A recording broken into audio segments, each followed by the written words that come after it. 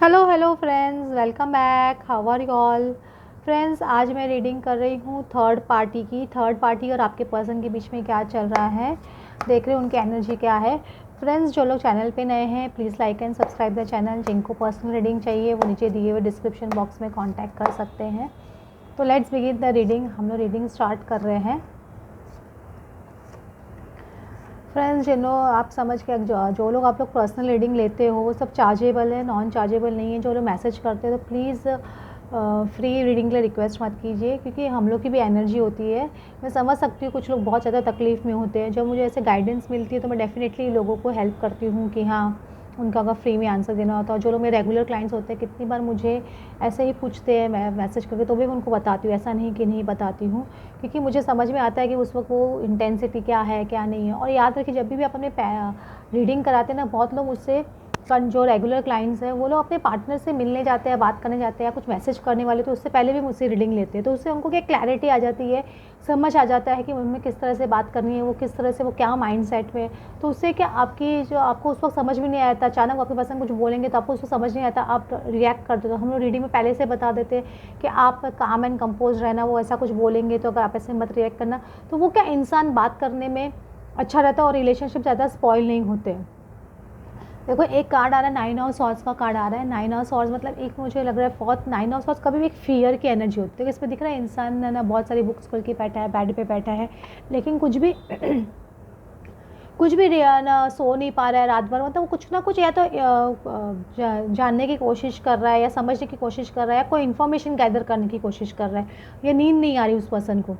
तो एक चीज़ आपके पर्सन की एनर्जी भी हो सकती है, थर्ड पार्टी की भी हो सकती है, दोनों की एनर्जी हो सकती है कि वो या तो आपके बारे में इन्फॉर्मेशन गैदर कर रहे हैं कि ये पर्सन क्या कर रहा है क्या नहीं कर रहा है, क्यों रिस्पॉन्स नहीं कर रहा है या क्यों बातचीत नहीं कर रहा है या क्यों मेरे पास नहीं आ रहा है, या अपनी लाइफ में कोई दूसरा पर्सन तो नहीं आ गया। एक ही रीज़न, एक ये आपकी पसंद की एनर्जी भी हो सकती है, और ये थर्ड पार्टी की एनर्जी भी हो सकती है कि उनके साथ में आपके पर्सन ज़्यादा बातचीत नहीं कर रहे, तो उनको फियर आ रहा है कि ये पर्सन क्या कर रहा है क्या नहीं कर रहा है। उनकी इंक्वायरी करना, उनकी बहुत ज़्यादा पता करना कि ये कहाँ जा रहा है, कहाँ आ रहा है, मतलब कहाँ, कोई भी जेंडर हो सकता है, कहाँ जा रहा है कहाँ आ रहा है, ऐसा कुछ ना कुछ वो पता करने की कोशिश करता है।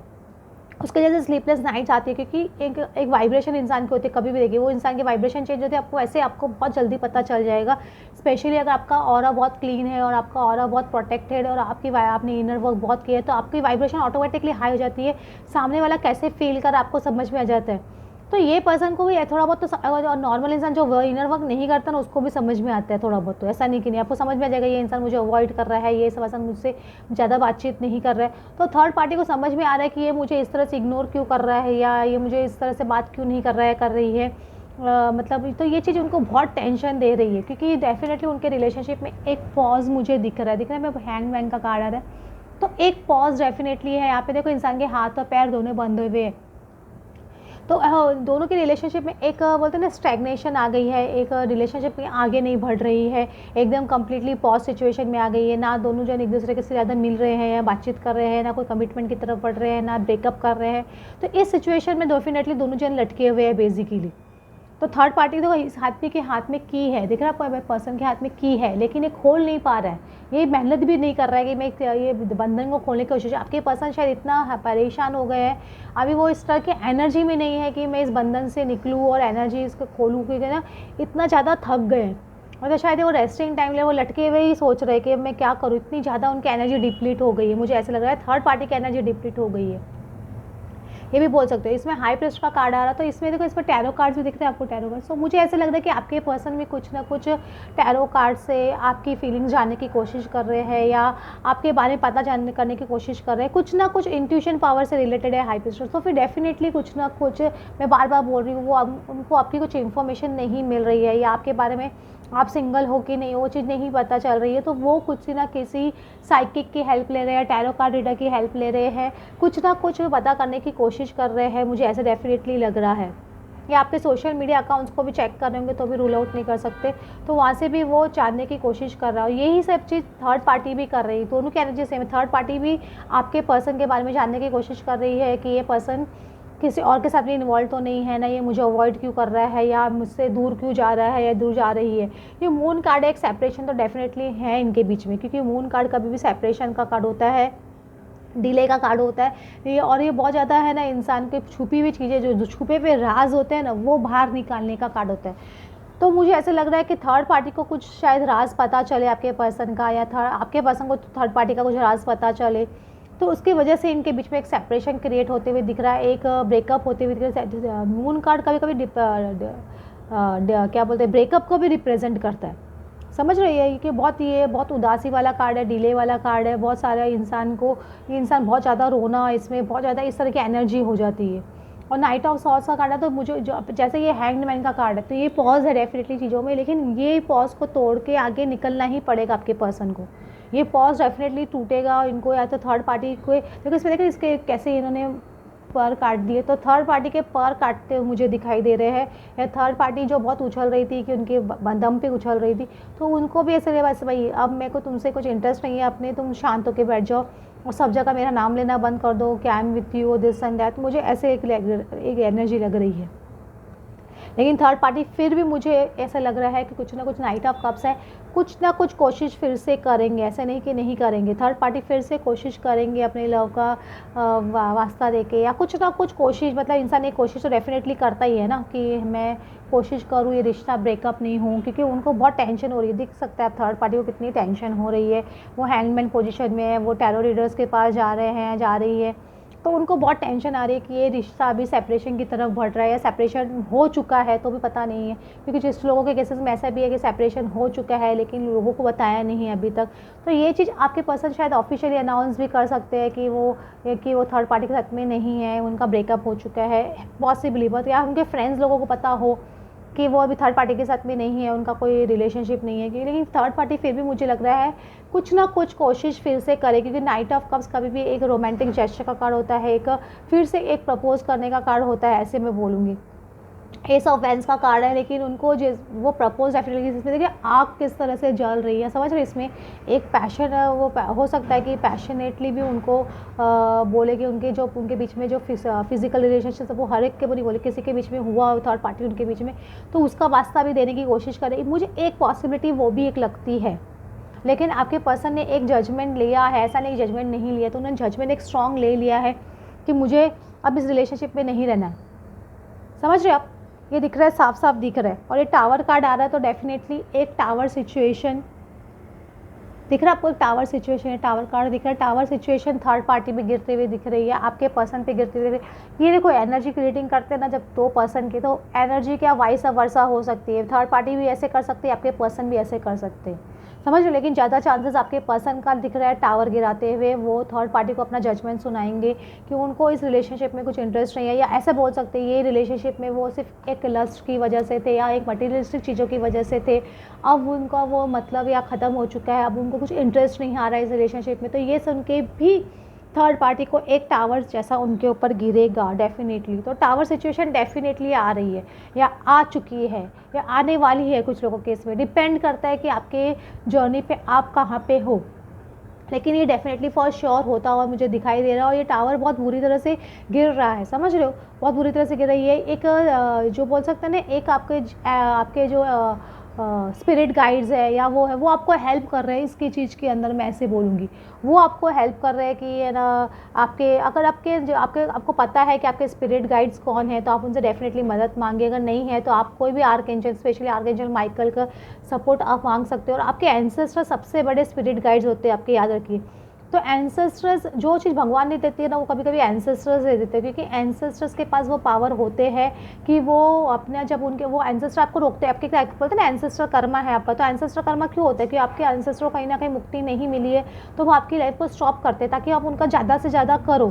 जब आप एंसेस्टर का बहुत ज़्यादा करने लग जाते हो और उनकी मुक्ति हो जाती है, तो उनके पास एक पावर होता है कि वो आपको कुछ ना कुछ गिफ्ट दे, जो आपकी इच्छा है वो कम फुलफिल करे।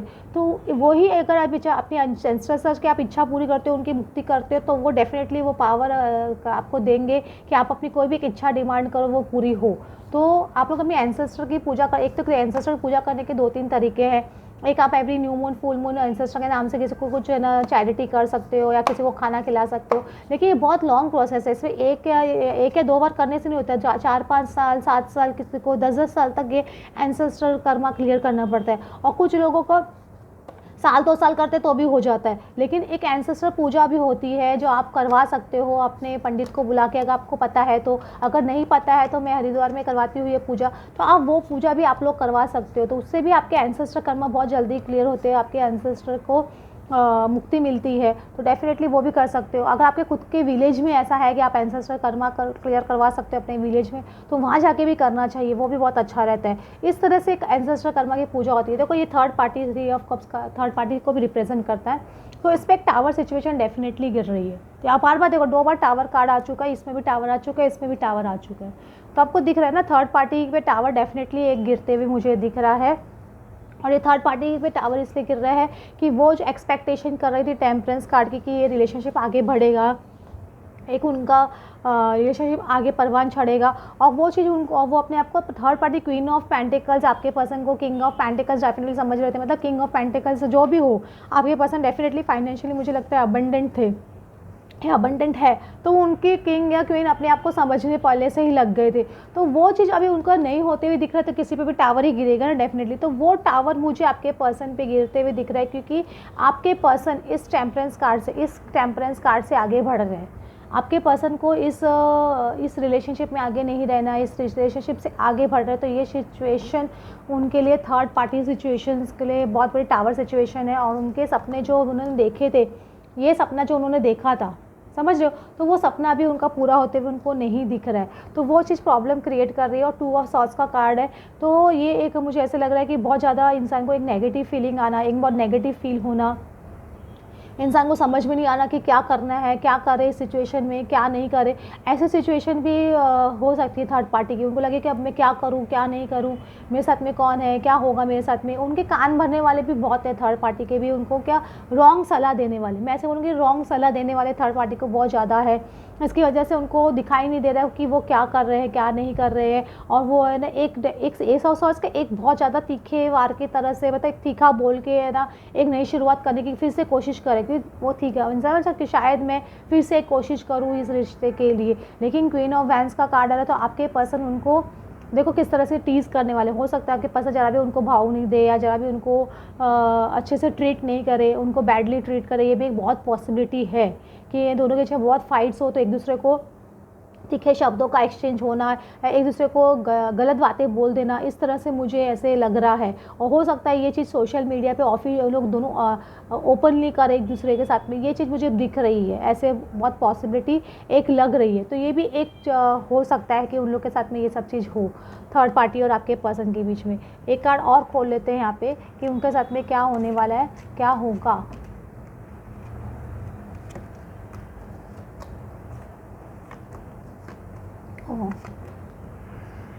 देखो हो सकता है अभी पर्सन आपके थोड़ा ऑक्यूपेशन में बिजी हो, ये भी एक पॉसिबिलिटी है। या दोनों थर्ड पार्टी आपके पर्सन शायद किसी ऑक्यूपेशन पे मिले थे या किसी जॉब की वजह से साथ में थे, ये भी एक पॉसिबिलिटी हो सकती है।